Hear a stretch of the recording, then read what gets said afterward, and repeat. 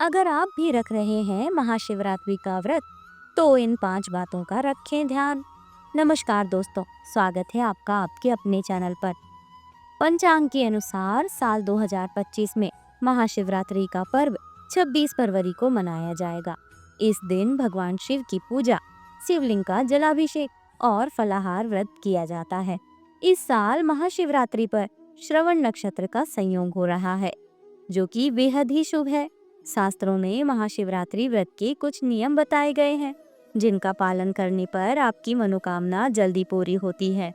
अगर आप भी महाशिवरात्रि का व्रत करने जा रहे हैं, तो आइए जान लेते हैं इस दिन के नियमों के बारे में और किन बातों का आपको ध्यान रखना चाहिए। पूजा हमेशा शुभ मुहूर्त में ही करें। धार्मिक मान्यता है कि महाशिवरात्रि की रात आध्यात्मिक शक्तियां जागृत होती हैं, इसीलिए इस दिन की गई पूजा शुभ फल प्रदान करती है। यदि आप भी महाशिवरात्रि की रात महादेव का आशीर्वाद पाना चाहते हैं, तो पूजा शुभ मुहूर्त में ही करें। भगवान शिव की परिक्रमा। शास्त्रों के अनुसार भगवान शिव की पूजा के बाद परिक्रमा करनी चाहिए। परिक्रमा के समय ध्यान रखें कि परिक्रमा हमेशा शिवलिंग की बाईं ओर से शुरू करें और जहां से भगवान को जल चढ़ाया जाता है और वह जल बाहर निकलता है, वहां तक जाकर वापस लौट जाएं। फिर विपरीत दिशा में जाकर परिक्रमा पूरी करें। ध्यान रखें कि परिक्रमा दाईं तरफ से शुरू नहीं करनी चाहिए। ना चढ़ाएं ये चीजें।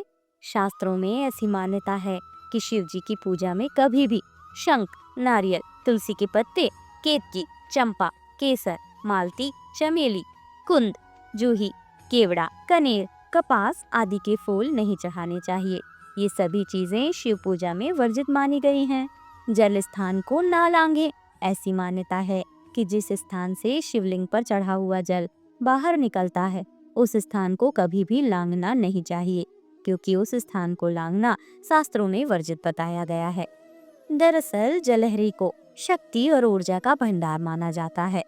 यदि आप महाशिवरात्रि का व्रत कर रहे हैं, तो आपको विशेष रूप से इस बात का ध्यान रखना चाहिए कि इस दिन तामसिक चीजों का सेवन ना करें।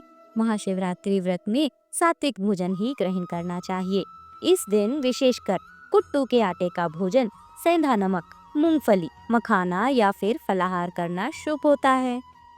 तो मैं आशा करती हूँ दोस्तों कि आप भी इन चीजों का ध्यान रखेंगे और महादेव को अवश्य प्रसन्न कर लेंगे। हर हर महादेव।